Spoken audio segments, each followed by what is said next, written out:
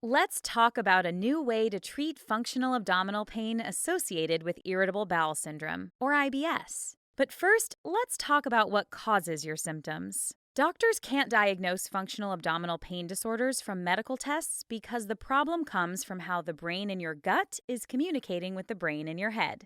That's right, your stomach and intestines have a brain. And the connection with your other brain in your head is called the brain-gut connection. If you've ever experienced butterflies, that's the brain-gut connection. But if those signals aren't filtered properly, those butterflies turn into pain. It's like a car alarm. Some go off easily, others only trigger if you shake hard. If you have a disorder of the gut-brain interaction, it doesn't take much for your alarm to go off. When that happens, you experience pain. There are several parts of your brain that specialize in responding to these signals. One is the amygdala, which controls fear, anxiety, and pain. And the other is the vagus nerve, which carries information back and forth from your brain to your stomach and intestines. When the vagus nerve isn't working properly, it can affect how you sense pain and how the stomach moves. Together, these can contribute to your IBS symptoms. What's really cool is that the body gives us ways to get to these parts of your nervous system without drugs or surgery. Your ears. If you imagine your brain as an ocean, there are branches of small nerves in your ear that are like rivers that lead to it. We can stimulate those nerves to change the activity of the amygdala and the vagus nerve. That's what IB-Stim does. It's the only device that stimulates both simultaneously.